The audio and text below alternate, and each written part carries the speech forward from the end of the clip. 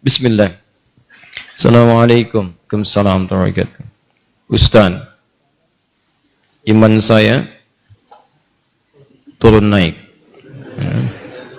Masya Allah, kayak tangga belum jadi itu turun naik, turun naik. Saya mudah emosi. Semoga Allah tenangkan hati Anda. Saya tobat dari perbuatan dosa lagi, saya tobat dari berbuat dosa lagi. Pertanyaan saya, bagaimana caranya agar saya bisa benar-benar tobat dan tidak balik lagi? Baik. Pertama, semoga Allah muliakan Anda. Saya sering katakan bahwa saya senang dengan pertanyaan-pertanyaan seperti ini. Artinya Allah cinta, Allah sayang. Kalau nggak sayang, nggak akan diarahkan seperti ini. Akan dibiarkan. Ya, pelaku maksiat yang tidak mendapatkan hidayah dari Allah, apalagi ada istidraj, tidak sadar bahwa dia berbuat salah dan mempertahankan kesalahannya. Kemudian terus berbuat salah, itu yang berbahaya. Dan kita doakan, kita bantu. Jangan putus asa mendoakan orang-orang seperti itu. Tapi yang paling disenangi adalah jika pelaku maksiat sejahat apapun, tiba-tiba ada getaran di jiwanya untuk kembali. Saya sarankan cepat ambil, karena itu tanda sayang Allah yang pertama.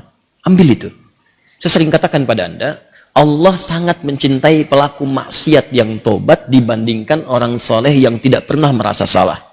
Dalilnya Quran surah kedua Al-Baqarah di akhir ayat 222. Innallaha yuhibbut tawwabin. Allah sangat cinta orang yang selalu untuk berusaha tobat. Dan Allah akan tunjukkan jalan. Kalau dia mau ngambil itu, tadi misal, Anda pernah berbuat salah dan terus ada getaran di jiwa, ini salah nih, saya harus berubah. Ini petunjuk Allah, Anda ambil tuh. Itu langsung turun ayat di Quran surah ke-29, ayat 69. Quran surah 29, Al-Ankabut, ayat 69. Walladzina jahadu fina lanahdiyannahum subulana. Orang-orang yang serius menjemput petunjuk kami. Begitu Allah tunjukkan, Anda mau ambil. Dia serius pengen ngambil, pengen belajar, terus tanya orang, awalnya malu-malu, setelah itu mau-mau, gitu kan? Datang ke majelis ilmu, awalnya belakang-belakang, setelah itu saf paling depan. Ustaz belum datang, dia sudah datang duluan, bahkan dia siapkan macam-macam. Allahu Akbar. Itu lanahdiyannahum subulana. Kami akan tunjukkan jalan-jalan terbaik menuju kami. Macam-macam. Tiba-tiba Masya Allah bukan cuma di taklim aja. Ada yang dapat hadiah umrah, ada yang dapat jodoh, ada yang macam-macam. Diberikan pokoknya. Jadi yang pertama diberikan itu bukan dunia dulu, ketenangan hati dulu. Jadi kalau Anda hijrah, yang diberikan pertama kali ketenangan jiwa. Ya, Quran surah keempat ayat 100, paling kiri sebelah bawah. Wa may yuhajir fi sabilillah yajid fil ardi muraghaman katsiran wa sa'ah. Orang yang mau berhijrah ke jalan Allah akan diberikan oleh Allah itu pertama sa'ah tuh. Kelapangan dalam jiwanya, tenang gitu, kenikmat. Ada sesuatu yang enggak pernah Anda peroleh sebelumnya. Biasa kumpul-kumpul, main-main, ya, menjelang Isya, maghrib, malam-malam cuma nonton, tiba-tiba taklim. Ikut ke majelis ilmu. Awalnya mungkin penyesuaian, lama-lama jadi enak gitu. Ada sesuatu yang kerasanya, saya kemana aja selama ini? Saya kemana aja gitu. Ini nikmat. Bahkan kalau udah dapat halawatul iman, nikmatnya iman, itu ketinggalan sekali, kayak nyeselan tuh. Saya ketinggalan nih gitu. Saya ketinggalan. Ya sama. Dulu-dulu sholat fardu biasa ketinggalan. Tapi kalau sudah nikmatnya iman, ketinggalan sholat sunnah, wah, kayaknya ada penyesalan dalam diri Anda. Itulah kenikmatan iman. Nah sekarang, kalau kemudian Anda bertanya, Ustadz saya pengen tobat. Saya ini pengen tobat, tapi saya ini berbuat salah lagi. Kadang naik, kadang turun, kadang naik, kadang turun. Naik turun itu biasa. Itu di Al-Bukhari disebutkan di Kitabul Iman, kitab yang pertama. Ada 57 hadis di situ. Kalau iman sedang naik turun, kata Imam Al-Bukhari, buka kitab saya. Dari 97 kitab, 97 pembahasan. Pembahasan pertama, Babul Iman, Kitabul Iman, 57 hadis. Di antara hadis yang mengatakan, Al-imanu yazidu wa yantaqis. Iman itu naik dan turun. Kadang naik, kadang turun. Yazidu bitta'at. Rumusnya kalau pengen naik, maka kuatkan iman itu dengan mengerjakan banyak ketaatan. Ketaatan itu buahnya amal soleh. Kerjakan amal soleh. Amal soleh itu detilnya adalah pekerjaan-pekerjaan ibadah. Sholat, amal soleh. Jadi kalau iman sedang turun, pengen dinaikkan, maka perbanyak amal soleh. Ya, amal soleh. Ini. Karena itu dalam Al-Quran kalimat iman sering disandingkan dengan amal soleh. Quran surah 103. Wal 'as innal insana lafi khusr illa alladziina amanu wa 'amilus shalihat. Iman wa 'amilus shalihat. Ini amal saleh. Detilnya amal saleh nampak pada ibadah. Makanya setelah kalimat iman kadang ada detilnya ibadah.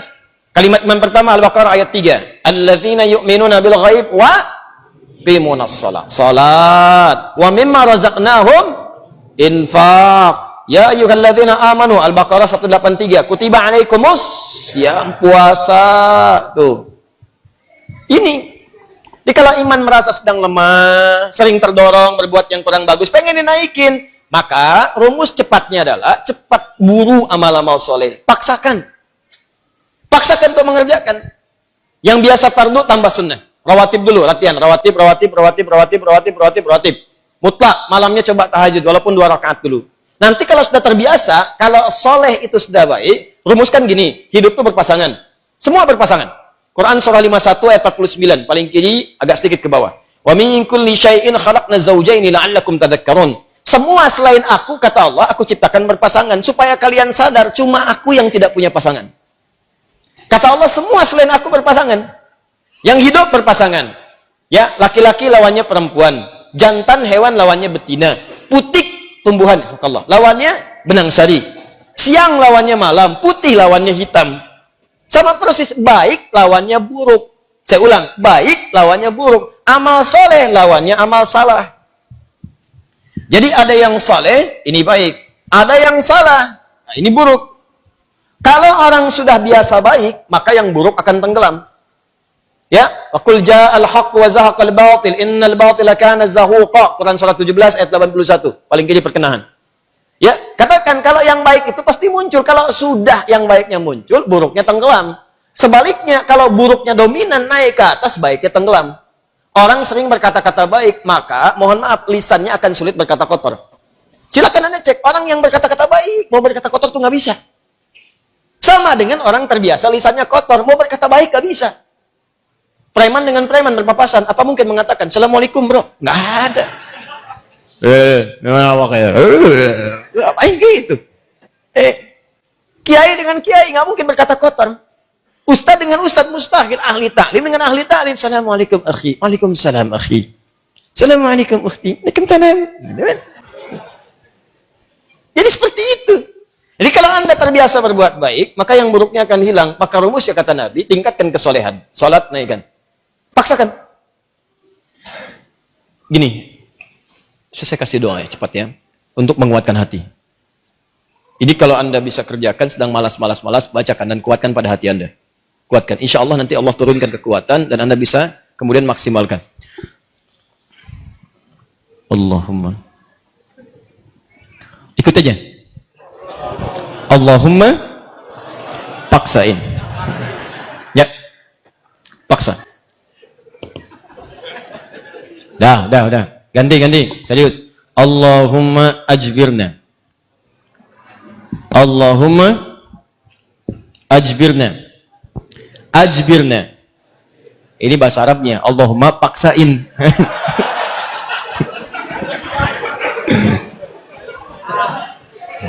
Ya? Paham? Ditingkatkan, naikin salat. Mulai dari salat. Nah, kemudian ini penting, salat itu yang paling utama karena dalam salat itu banyak kalimat tobat. Antum baru takbir aja, habis takbir kan tobat. Coba lihat. Allahumma ba'id baini wa baina khataaya kama ba'adta bainal masyriqi wal. Ya Allah, mohon jauhkan antara aku dengan kesalahan yang telah aku perbuat. Sejauh-jauhnya, aku nggak ingin lihat lagi. Seperti engkau jauhkan antara timur dengan barat. Jauhkan ya Allah yang tidak pernah bertemu. Allahumma naqqini minal khataaya kama yunaqqa thawbul abyadu minad danas. Ya Allah, kalau kesalahanku begitu pekat, mohon bersihkan seperti pakaian dibersihkan dari noda. Allahumma ighsilni bil ma'i wa thalji wal barad. Kalau begitu pekat luar biasa, gunakan ya Allah walaupun hanya air yang sangat dingin. Gunakan ya Allah.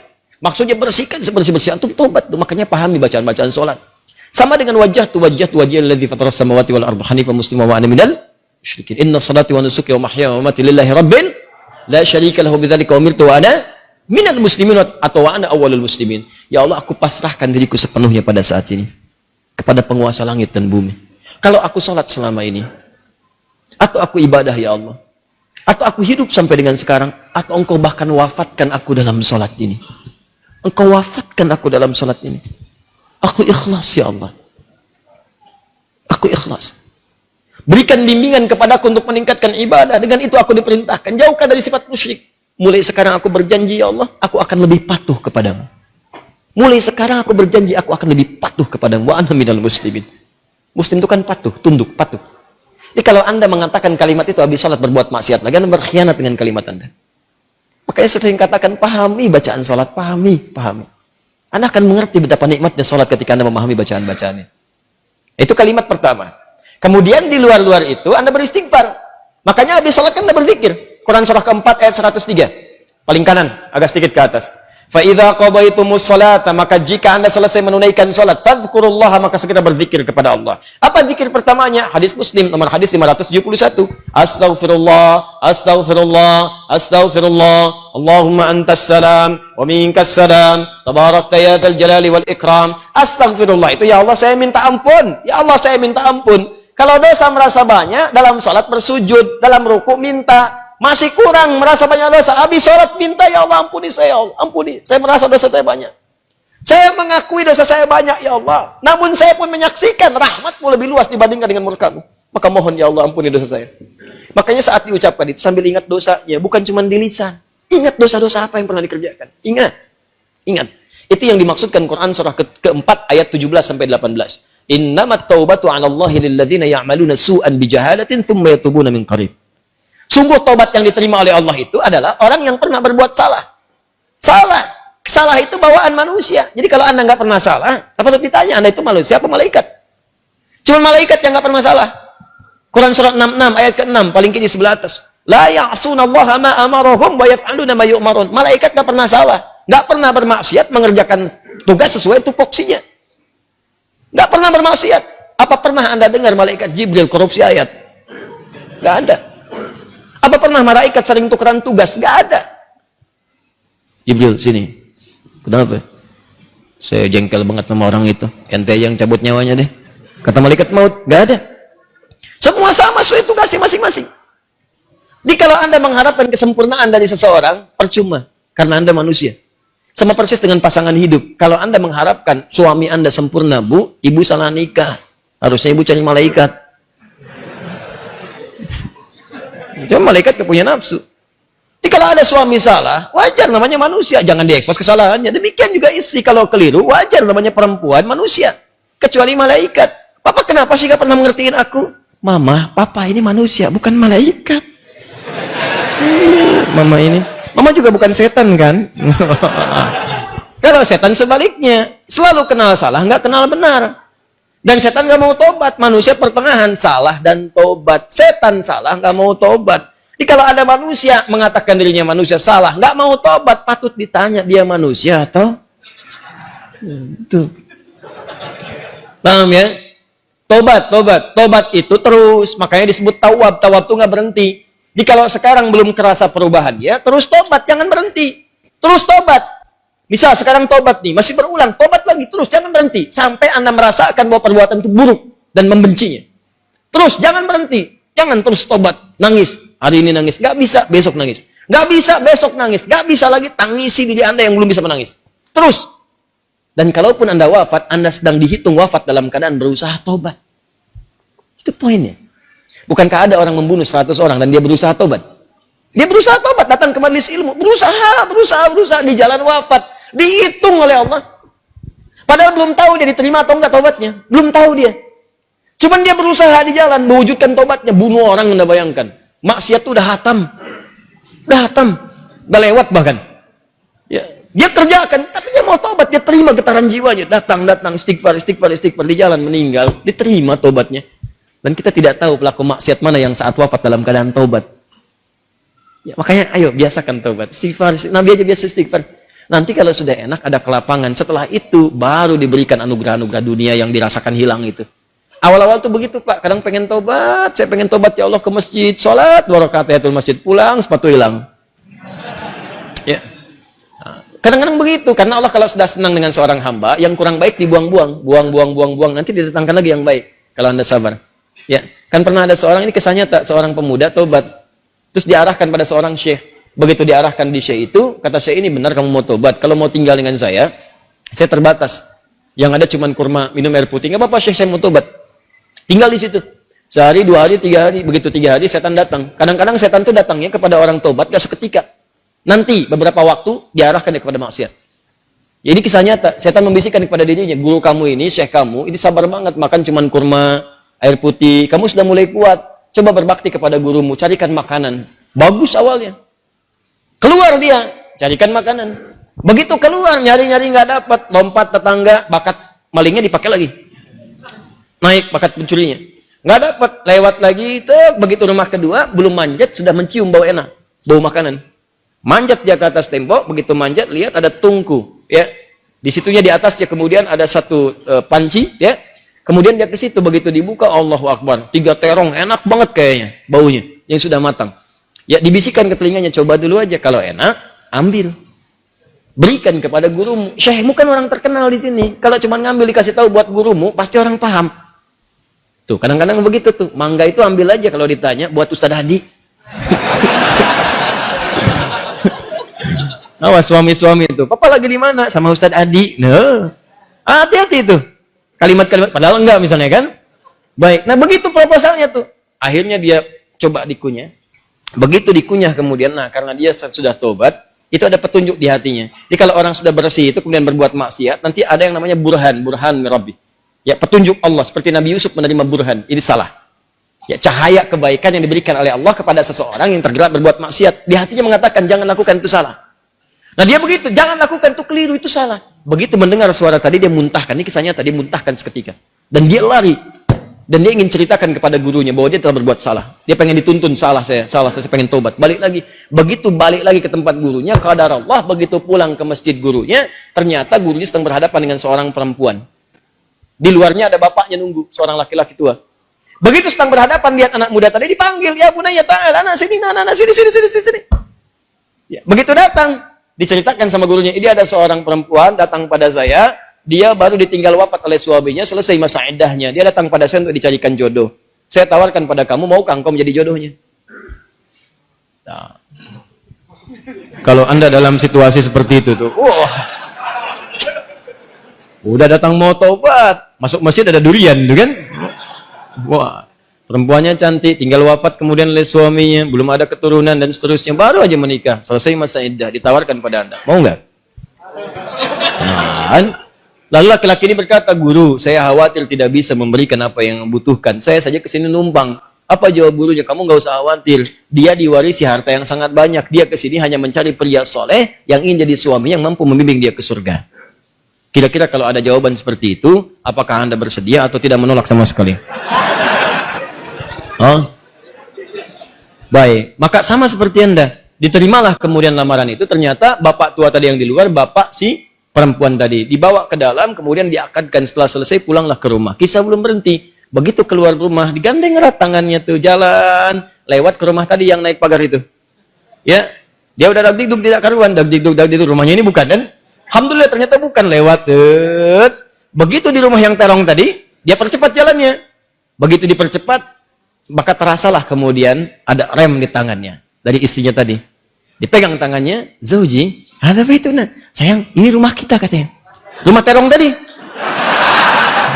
Betul. Masuklah ke situ. Aduh, celaka saya katanya kan. Begitu masuk ke situ, bertanya.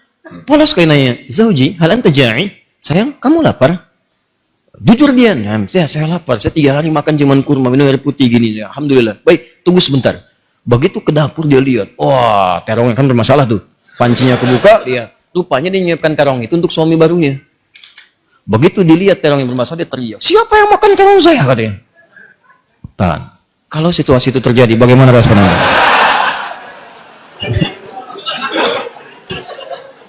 Jangan bilang itu kucing.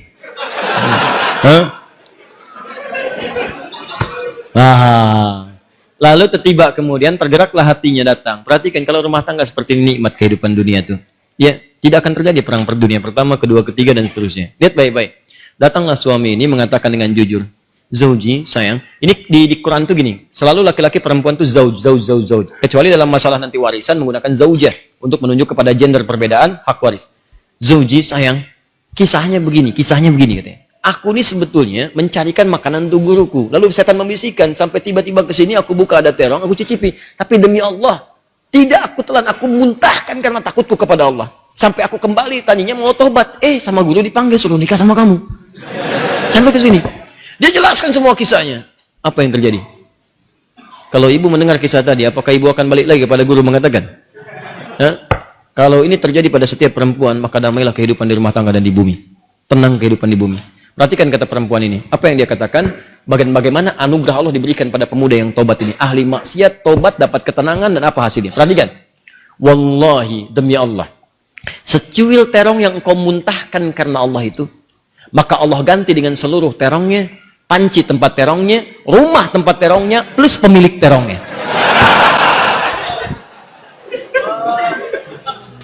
Wallahi, secuil terong yang kau muntahkan karena Allah itu, maka Allah ganti dengan seluruh terongnya, panci tempat terongnya, rumah tempat terongnya, plus pemilik terongnya. Coba lihat.